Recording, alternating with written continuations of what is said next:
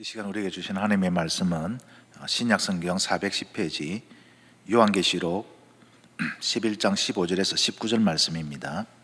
요한계시록 11장 15절에서 19절 말씀 한 절씩 교독하도록 하겠습니다. 15절입니다. 일곱째 천사가 나팔을 불매 하늘에 큰 음성들이 나서 이르되 세상 나라가 우리 주와 그의 그리스도의 나라가 되어 그가 세세토록 왕노릇 하시리로다 하니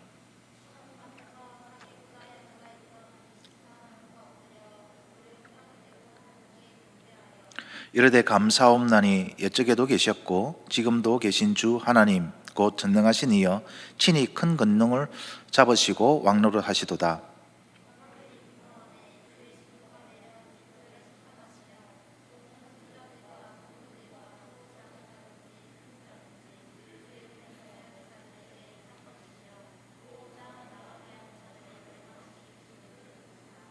함께 하겠습니다.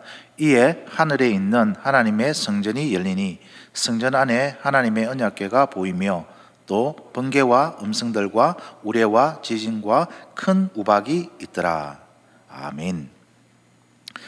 일곱째 나팔이라는 제목으로 여러분과 함께 은혜를 나누고자 합니다. 여러분 미니 시리즈 보시죠? 미니 시리즈는 일주일 내내 하는 것이 아니라 일주일에 한 이틀 정도 하죠. 그래서 다음 주에 어떤 내용일까라는 것들을 잠시 예고편도 보여주고 또 그 다음 주 되면은 시작할 때 지난주에 앞 이틀까지 어떤 일이 있었더라라는 그런 것도 한번 다시 한번 보여주죠. 그럼 지난주에 이런 내용이 있었지 하면서 드라마를 보는데 더 이해가 쉽고 재미가 있죠. 요한계시록이 지금 그런 것 같습니다. 매주 이렇게 매번 설교를 하면 스토리가 쫙 이어져서 좀 이해하기도 쉬울 건데 사실은 상징적인 것들이 많다 보니까 이해하기도 힘든데 띄엄띄엄 이렇게 설교를 하다 보니까 앞에 어떤 내용이 있었지 기억이 잘 안 날 겁니다. 그래서 잠시 여러분 성경책 다 가져오셨죠? 성경책 펴보시면 한번 앞에 어떤 스토리가 있었는지 한번 살펴봅시다. 먼저 여러분은 어떤 대상에게 용서를 할 때 어느 정도 용서를 할 수 있을 것 같습니까? 어느 정도 몇 번의 기회를 줄 수 있을 것 같습니까? 한두 번? 근데 6번 정도 똑같은 실수를 하고 똑같은 잘못을 반복하면은 솔직하게 기회를 주고 싶습니까? 아니면 여기서 딱 끝내고 싶습니까? 목사인 저도 6번까지 가기는 조금 저의 인내의 한계가 있지 않나 생각을 합니다. 사실은 오늘 본문이 7째 나팔이잖아요, 그죠? 첫 번째 나팔부터 6번째 나팔까지 이렇게 불었습니다. 나팔의 의미가 무엇이냐 하니까 경고의 의미였죠. 하나님을 알지 못하는 세상 사람들에게 하나님께서 내리시는 경고의 메시지였습니다. 6번째까지 경고가 주어졌습니다. 세상 사람들의 반응이 어땠는가 한번 보시면 9장 20절 21절에 보시면 6번째 경고를 받고 그 경고의 내용이 무엇이냐 하니까 엄청난 재앙이 내려져서 수많은 사람들이 죽었죠. 그것을 본 사람들이 어떻게 했냐면은 하나님께 돌아와서 뉘우치고 회개하기는커녕 오히려 살아남은 자들이 어떻게 했냐 하니까 귀신과 우상을 숭배하면서 더 악을 행하는 거예요. 첫 번째, 두 번째, 세 번째, 6번째까지 하나님께서 돌이키라고 회개하라고 경고의 메시지를 주었음에도 불구하고 사람들은 하나님이 그 마음도 모르고 오히려 우상을 숭배하고 귀신을 숭배하고 죄악 가운데 그렇게 머물면서 교만하는 모습을 보인 거죠. 저 같으면 이제 진짜 마지막 7번째 나팔 딱 불고 심판을 하실 것인데 그 다음 내용이 무엇입니까? 10장에 보면은 하나님이 사도 요한에게 두루마리를 가지고 먹으라. 그 말이 뭐냐면은 두루마리에 적혀 있는 이 내용을 사도 요한 너가 완전히 소화하고 마음에 새겨서 다시 세상에 나가서 전하라 하는 명령을 합니다. 10장 마지막 절 11절에 보면은 그가 내게 말하기를 네가 많은 백성과 나라와 방언과 임금에게 다시 예언하여야 하리라. 하나님은 그토록 교만하고 오만한 악에서 떠날 줄 모르는 세상 사람들을 당장이라도 심판하지 않으시고 또 기회를 주고자 하는 하나님의 마음인 거예요. 사도 요한, 너 밤모섬에 갇혀 있지 마. 다시 나아가서 저들에게 말씀을 전해야 된다. 구원의 메시지, 심판의 메시지를 너는 전해야 된다. 그렇게 이야기를 하는 거예요. 그러면서 하나님이 두 증인에 대한 환상을 또 보여주시죠. 두 증인, 어떻게 합니까? 이 두 증인이 하나님의 말씀을, 복음을 전하는데 엄청난 그런 고통을 당하죠. 고난 속에서 어떻게 해야 됩니까? 죽임을 당합니다. 누구한테? 사탄의 세력들한테. 그 배후에 사탄이 있는 세상 사람들에게, 하나님을 알지 못하는 자들에게 처참하게 죽임을 당하죠. 그리고 그 시체가 장사되지 못하며 3일 동안 방치됩니다. 그 모습을 보고 세상 사람들은 어떻게 합니까? 웃음거리로 조롱하고 저거 봐라, 하나님이 어디 있나, 하나님 없다 하면서 그렇게 오마반장한 그런 모습을 보이죠. 그때 3일 반 후에 놀라운 대반전이 일어납니다.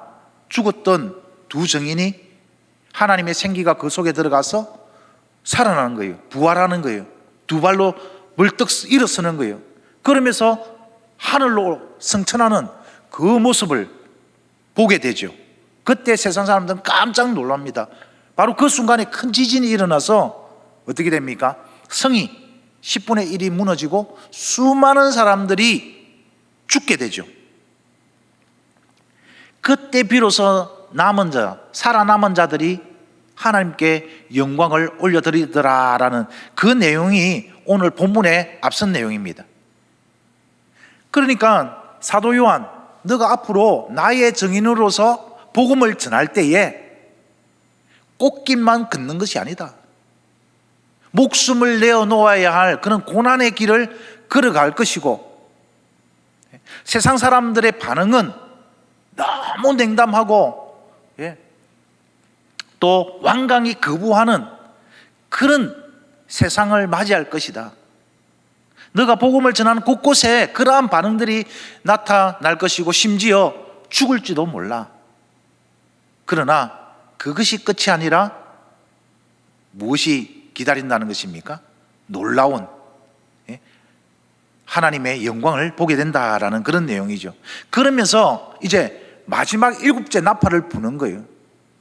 우리가 예상하면은 이제 마지막 7째 나팔이니까 엄청난 하나님의 심판이, 재앙이 내릴 거야 라는 그런 기대가 조금 있었는데 오늘 본문은 재앙이라는 내용이 하나도 없습니다. 그렇지 않습니까? 오히려 어떤 모습이 이렇게 펼쳐집니까? 15절은 무엇입니까? 7째 나팔을 탁 부니까 하나님께서 또 환상을 보여주는 거예요. 큰 음성들, 천군 천사들이 찬양을 하는 겁니다. 세상 나라가 우리 주와 그의 그리스도의 나라가 되어 그가 세세토록 왕노릇 하시리로다 하면서 찬양을 하는 거예요. 세상 나라가 하나님과 예수 그리스도의 나라가 되어 영원토록 우리 하나님과 예수 그리스도 우리 주님이 왕노릇 하실 것이다 라면서 찬양을 하는데, 그 찬양에 또 화답하여서 24장로들, 이 세상에서 성도로서 이 24장로들은 또 상징을 하는데 어떤 상징이라고 했습니까? 그동안 이 세상에서 하나님을 잘 믿다가 죽어 하늘나라가 있는 그런 성도들을 말하는 거죠. 이 성도들이 또 탁 찬양을 합니다. 17절에서 18절 내용이 바로 그 내용이죠. 보면은 감사옵나니 옛적에도 계셨고 지금도 계신 주 하나님 곧 전능하신 하나님이여 친히 큰 권능을 잡으시고 왕노릇하시도다 하면서 막 찬양을 하는 겁니다.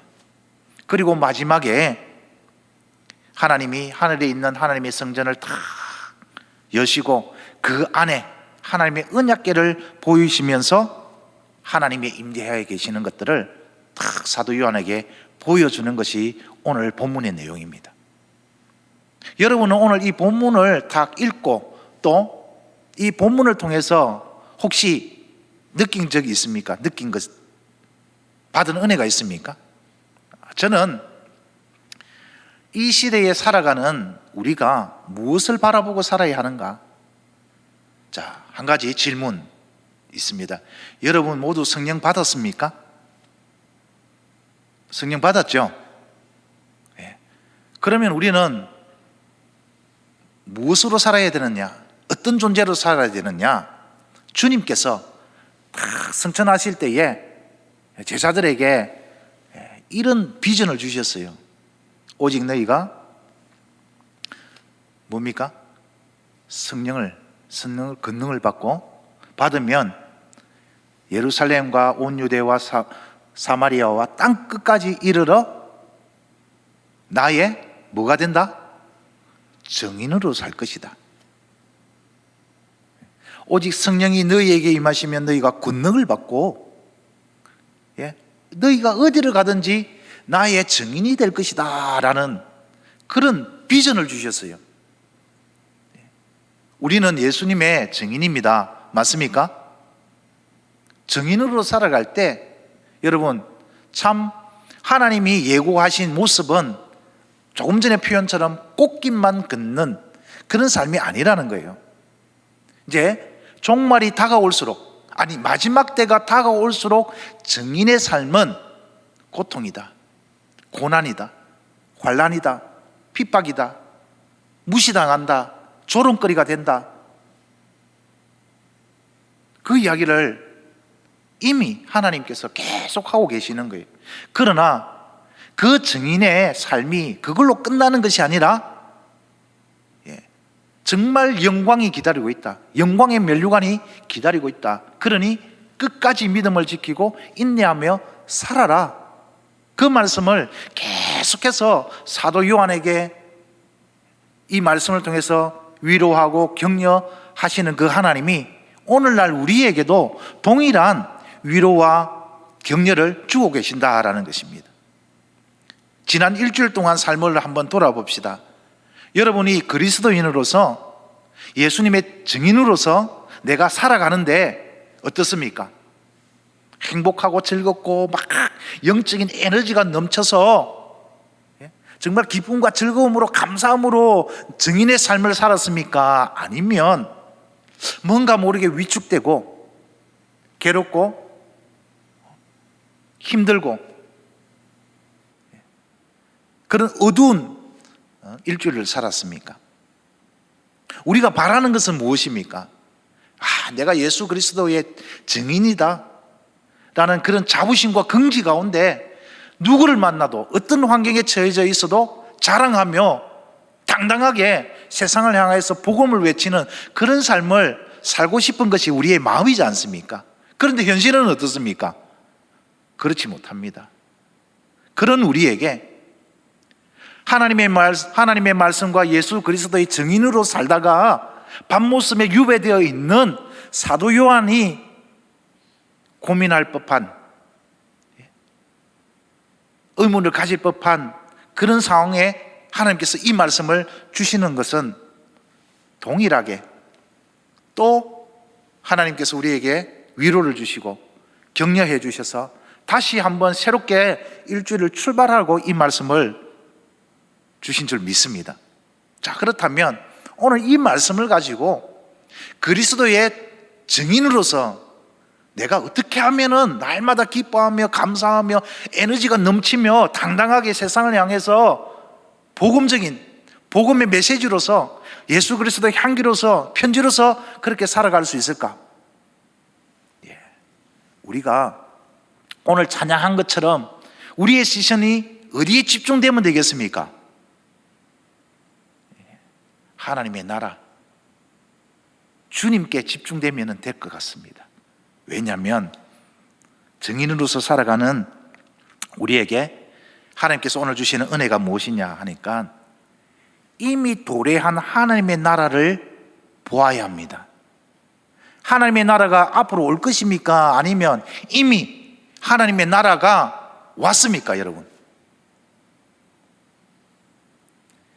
처음부터 이 세상 나라는 하나님의 나라였습니다. 그렇죠? 그런데 아담이 죄를 지음으로 말미암아 이 하나님의 나라가 사람들에게 보이지 않는 거예요. 영적으로 어두워졌어. 마치 이 세상 나라가 마귀의 나라인 것 같고, 이 세상 나라가 세상 사람들의 것 같고, 그런 게 보이지만은 실상은 어떻습니까? 처음부터 이 나라는 하나님의 나라였고, 또 예수 그리스도께서 이 땅에 오심으로 말미암아 이미 하나님의 나라가 왔습니다. 그 말은 하나님이 지금도 통치하시고 하나님께서 다스리시는 이 세상이 하나님의 나라다라는 것입니다. 이것을 우리가 보아야 된다라는 것이죠. 오늘 15절에 보면 천군 천사들의 고백이 바로 이미 도래한 하나님의 나라를 찬양하고 있는 것입니다. 세상 나라가 우리 주와 그리스도 나라가 되어, 이 되어라는 동사가 과거입니다. 전문적으로 이렇게 표현하면 예언적 과거 수동태라고 이야기를 하는데, 이미 이루어진 것에 대한 확신을 말하는 거죠. 세상 나라가 하나님이 지금도 통치하고 계시는 하나님의 나라다라는 것을 우리는 보아야 된다라는 것이죠. 그래서 24장로가 어떻게 고백을 합니까? 17절에 보면은 감사옵나니 옛적에도 계시고 지금도 계신 주 하나님. 지금 이 순간에도 하나님이 모든 것을 통치하시고 다스리고 계신다라는 사실을 우리는 믿어야 합니다. 코로나 사태 때문에 참 온 세계가 지금 힘들어하고 있잖아요. 예수 그리스도의 증인은 이 코로나 사태도 누가 통치하고 다스리고 계신다라는 것을 우리는 보아야 합니까? 하나님이 이 모든 것을 통치하고 다스리신다라는 것을 믿고 우리가 의지할 때 어떤 마음이 들겠습니까? 이 또한 하나님께서 은혜를 베풀어 주시면 언제든지 끝날 일이구나. 그것을 믿는 사람은 어떻게 하겠습니까? 하나님께 기도하겠죠. 여러분, 사도 요한 당시에는 세상 나라가 누구의 나라인 것 같아 보였겠습니까? 그때 그 당시 통치하고 다스렸던 로마 황제의 나라, 로마 황제를 주로 고백하지 않으면 목숨까지 잃어야 하는, 목숨까지 내놓아야 하는 그런 상황 속에 살아가는 그리스도인들을 눈에 마치 하나님이 멀리 계신 것만 같고 하나님이 외면하시는 것만 같은 그런 상황 가운데서도 그리스도인은, 예수 그리스도의 증인은 그런 암울한 상황이지만 하나님이 역사하시고 하나님이 통치하시고 하나님이 살아 다스리시는 그런 나라이다라는 것을 본다라는 것이죠. 오늘 함께 예배드리는 우리 수정교회 성도님들과 또 우리 대학 청년부 청년들 여러분, 우리가 살아가는데 고민이 왜 없겠습니까? 지금도 돌아보면 걱정되는 일이 있고 참 앞이 희미하여서 잘 보이지 않기 때문에 불안해하는 청년들도 있고 여러 가지 인생의 문제들 때문에 괴로움 속에 있는 성도들이 대부분이지 않습니까? 이 가운데 여러분, 하나님의 나라가 이미 임하였다는 것들을 믿으시기 바랍니다. 하나님이 지금 이 순간에도 우리 가정과 우리 교회와 이 나라의 모든 것을 통치하고 계시는 분, 하나님의 손에 달려있다는 것들을 믿음의 눈으로 바라보시기 바랍니다. 정의는 이미 도래한, 지금 이 순간에도 하나님이 통치하고 계심을 확신하며 믿고 살아가는 자가 바로 예수 그리스도의 증인이다라는 것입니다. 오늘 본문을 통해서 예수 그리스도의 증인이 보아야 할 두 번째가 무엇이냐 하니까, 하나님의 통치가 온전히 이루어질 그날이 점점 다가오고 있다라는 것입니다. 저 멀리 그냥 있는 것이 아니라 점점 멀어져만 가는 하나님의 완전한 통치가 아니라 점점 가까이 다가오고 있음을 바라보아라는 것입니다. 18절에 보면은 이방들이 분노하여 주의 진노가 내려, 이방인들이 득세하고 세상 사람들이 득세하고 로마 황제의 통치가 영원할 것만 같은 그 시절, 그럴 때일수록 주의 진노가 임박해 있다는 거예요. 즉 하나님의 완전한 통치가 이루어질 그날이 점점 다가오고 있다라는 것입니다. 여러분, 하나님의 나라가 다가오고 있음을 보고 계십니까? 저는 이 말씀을 묵상하면서 늘 여러분과 함께 은혜를 나누는 부분들인데, 종말에는 두 가지 종말이 있죠. 개인적인 종말과 우주적인 종말이 있습니다. 개인적인 종말은 죽음이죠. 전 우주적인 종말은 최후의 심판주 되시는 예수 그리스도께서 다시 이 땅에 재림하는 그 순간입니다. 확신한 건데 100년 안에 종말이 옵니다. 우주적인 종말이 아니고 개인적인 종말. 여러분, 지금 이 설교를 함께 듣고 있는 여러분과 앞으로 100년 더 이상 내가 살 자신이 있는 분 계십니까? 제가 보기에는 없을 것 같습니다. 100년이 지나면 개인적으로 맞이하는 종말이 오는 거예요. 그러면 그 종말에는 뭐가 기다리고 있습니까? 오늘 말씀에 죽은 자를 심판하시며, 심판이 있습니다. 심판이 기다리고 있죠. 하나님이 제일 먼저 죽은 자들, 죽으면 끝이 아니라는 거죠. 죽은 자들을 심판하실 것이다. 최후 심판을 하실 것이다. 너가 나의 정인으로 살았느냐, 아니면 나의 정인과는 상관없는 삶을 살았느냐, 주님이 심판하실 것입니다. 그래서 예수 그리스도의 정인은 하나님의 나라가 온전히 통치하는 그 날이 점점 다가오는데, 마지막 날에는 최후의 심판이 있을 것이다. 그래서 예수 그리스도의 정인으로서 살아가는 사람은 그 날이 점점 다가오기를 어떻게 합니까? 간절히 기다리죠. 사모하죠. 왜? 그날 되면 모든 것이 완전하게 회복되는 날이니까 얼마나 좋겠습니까? 그런데 그런 삶을 살지 못하는 사람들은 어떻겠습니까? 두려움과 공포죠. 제발 그날이 안 왔으면 좋겠죠.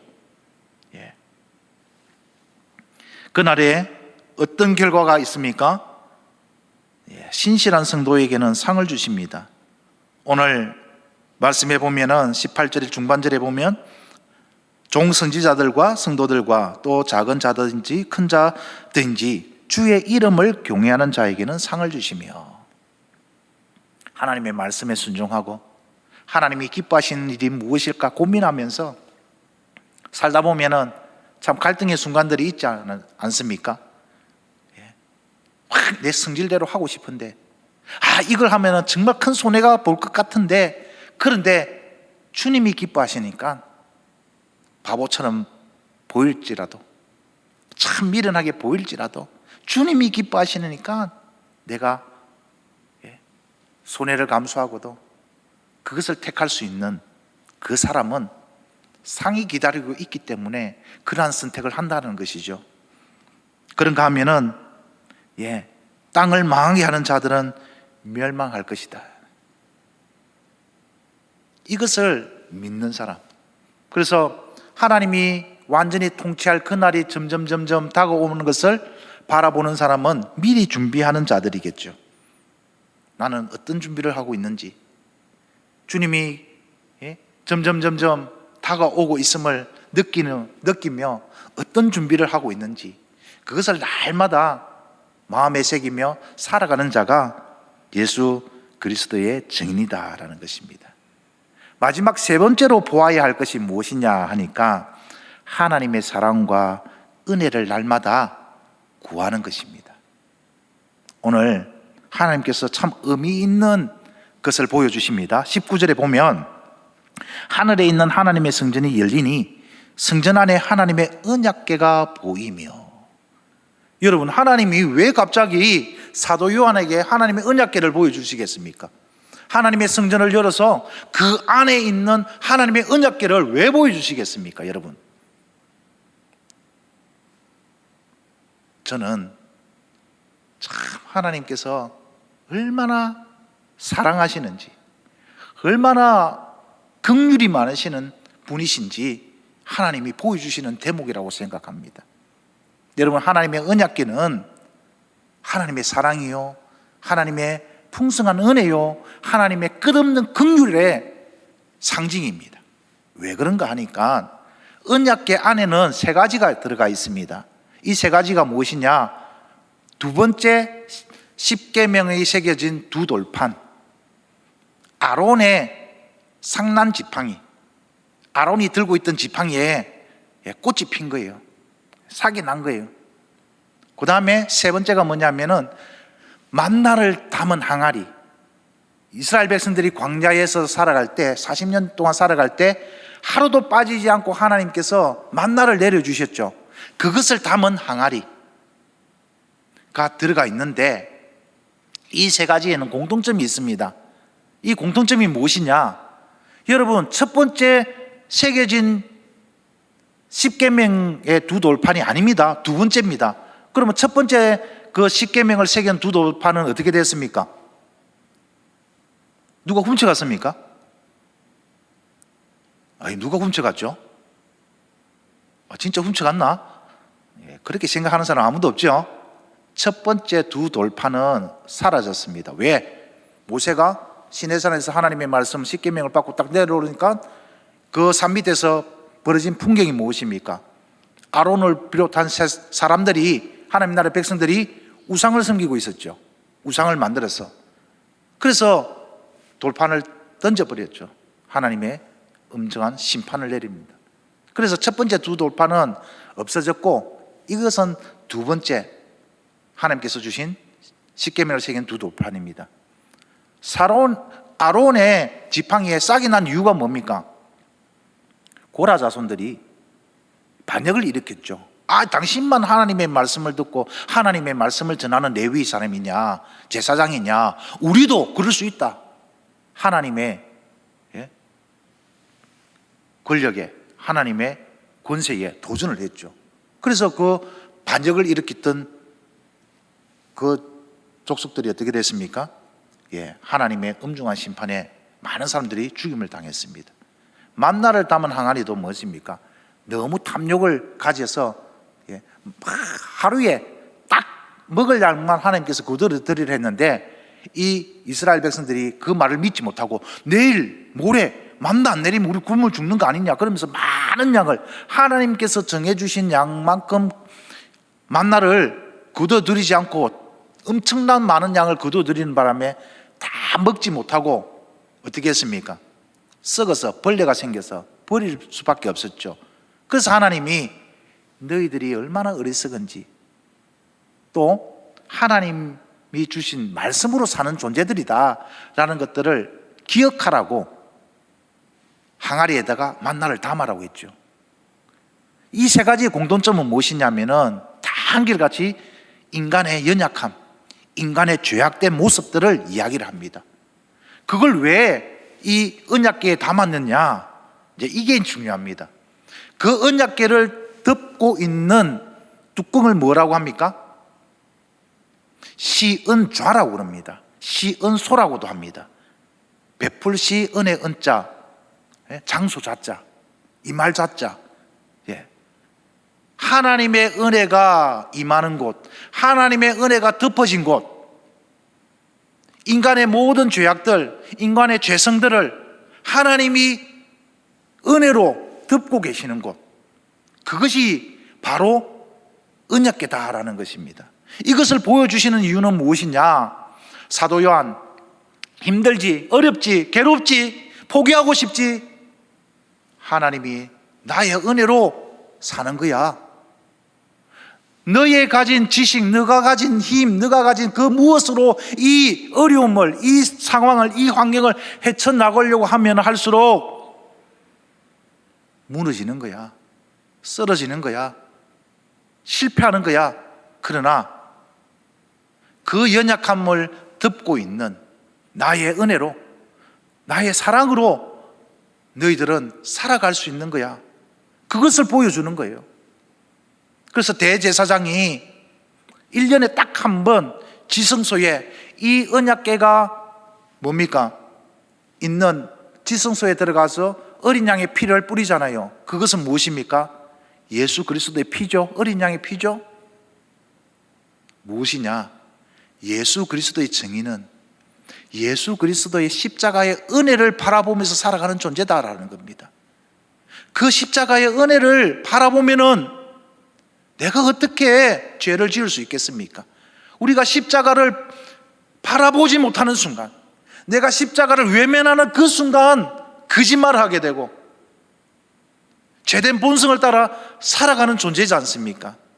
목사인 저라고 어떻게 일주일 동안 하나님의 말씀에 순종만 하고 죄 안 짓고 살겠습니까? 저도 죄 짓고 삽니다. 나쁜 생각도 하고요, 때로는 거짓말도 하고요. 그런데 그 나쁜 생각과 그 거짓말과 하나님 보시기에 악한 그런 행위들이 언제 나오느냐 하니까 날 위해 죽으시고 부활 승천하신 주님을 생각하지 않을 때, 그 십자가의 은혜를 잊어버릴 때 죄를 짓게 되고 하나님이 원치 않는, 하나님이 기뻐하지 않는 그런 삶을 살더라는 것입니다. 예수 그리스도의 정의는 다른 것으로 사는 것이 아니라 이 부족한 나를, 이 보잘것없는 자격 없는 나를 백성 삼아주신 하나님의 사랑과 은혜를 기억하며 날 위해 십자가에 달려 죽으시고 부활승천하신 그 주님, 그 주님을 닮아가는 삶이 바로 증인의 삶이다라는 것입니다. 이제 말씀을 정리하겠습니다. 날마다 우리가 선포하며 살기를 원합니다. 나는 예수 그리스도의 증인이다. 세상적인 가치관, 세상적인 그런 어떤 것으로 살아가는 존재가 아니라 예수 그리스도의 증인으로서